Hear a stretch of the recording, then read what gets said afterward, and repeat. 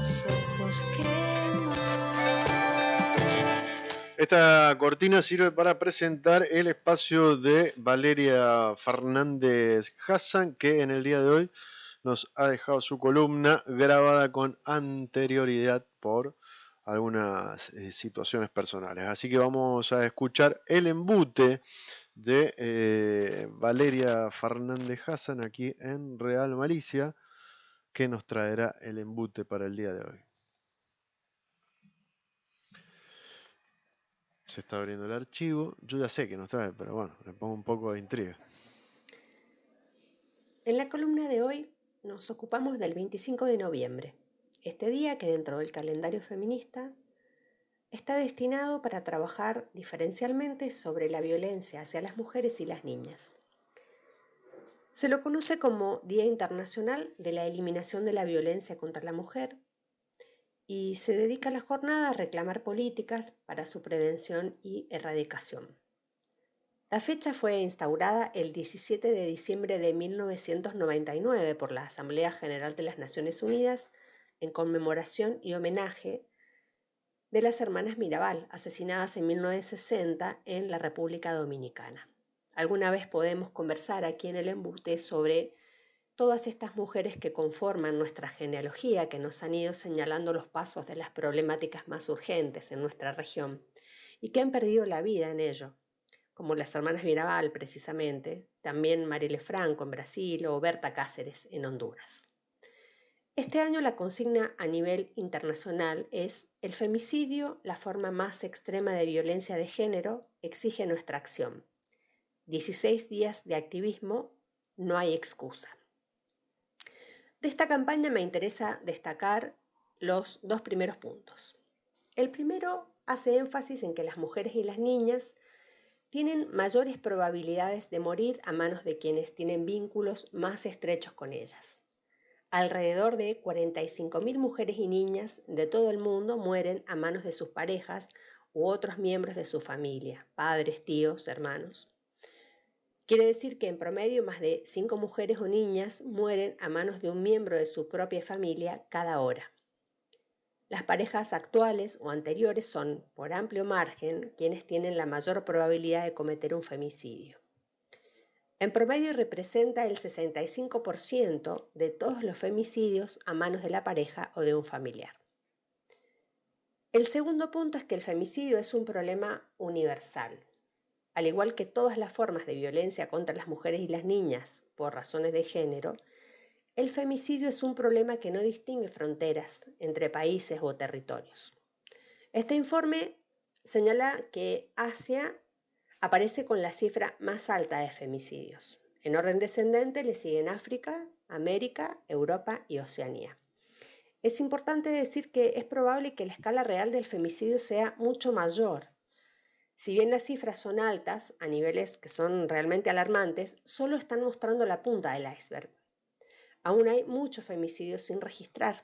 En casi 4 de cada 10, no hay información suficiente para identificarlos como homicidios por razones de género, debido a las diferencias procesales en la investigación y el registro de la justicia penal.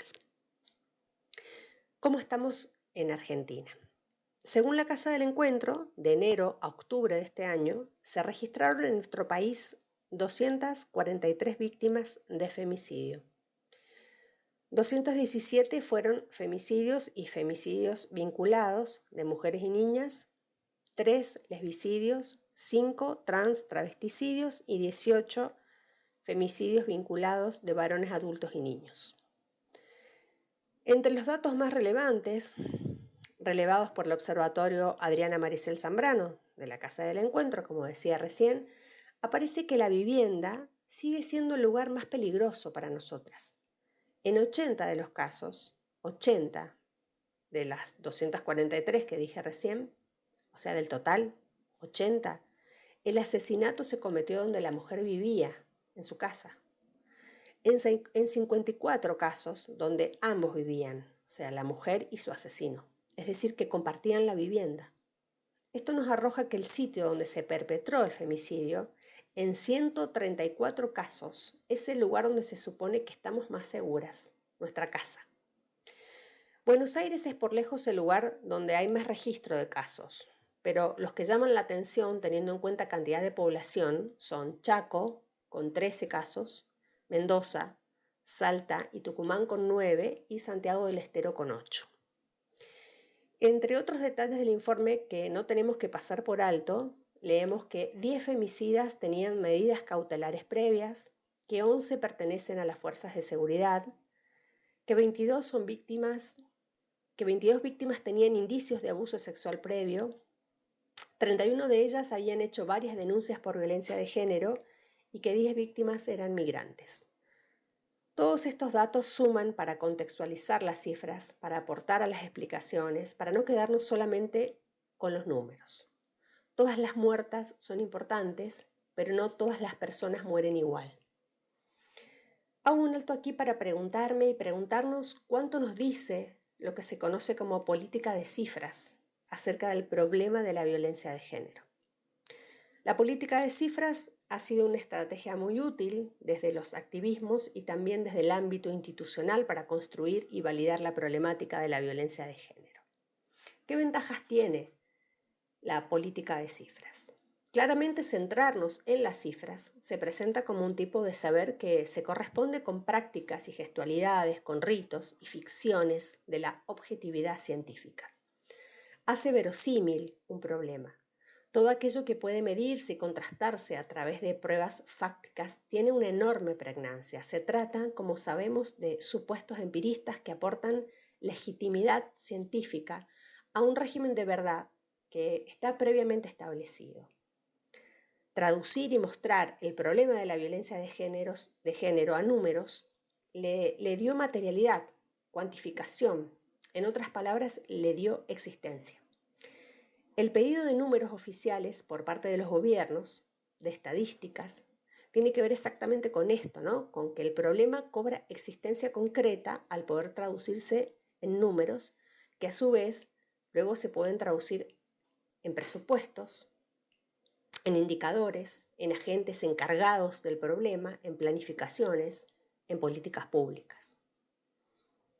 Ahora, ¿cuáles son las debilidades de quedarnos solamente mirando por el ángulo que enfoca en las estadísticas y en las cifras? Como varias de nosotras venimos alertando, la reificación de las cifras como evidencia de los hechos tal vez impide mirar la totalidad del problema.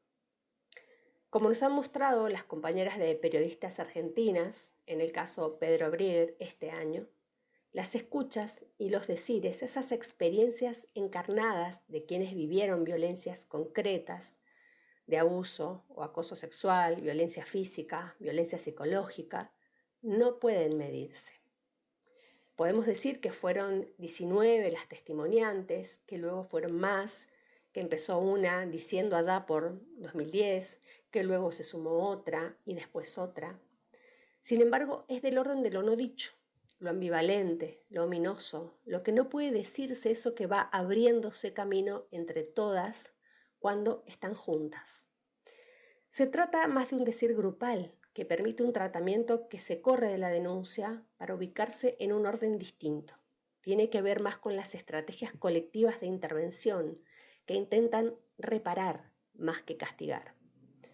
Sara Ahmed, en su libro Denuncia, propone que hagamos de la escucha nuestro principal método.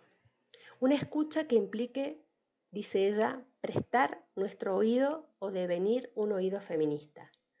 Oír con un oído feminista es oír a quien no es oída, oír como no nos oyen. Cierro esta columna de hoy junto con Ahmed. Este 25 de noviembre me parece una propuesta estimulante. Potenciar prácticas políticas transformadoras que desde lo afectivo colectivo recuperen y reparen derechos vulnerados por todo tipo de violencias hacia nosotras y sobre todo los daños. Nos encontramos en el próximo embute. Pasaba la columna de Valeria Fernández Hassan, El Embute, aquí en Real Malicia, a propósito del 25 de noviembre, el día contra la violencia hacia las mujeres y algunas cosas, algunos datos interesantes que dejaba Valera, unas cifras que podemos poner en contraposición a las políticas que lleva adelante el gobierno nacional de destrucción de un montón de planes y de resguardos que algunas mujeres tenían frente a estas instancias. Pienso, por ejemplo, en el plan Mi Pieza, que permitía que algunas mujeres pudieran encontrar un resguardo frente a lo que marcaba Valeria en su columna, que mayormente las violencias suceden en el seno del ámbito hogar, más ¿no? cercano.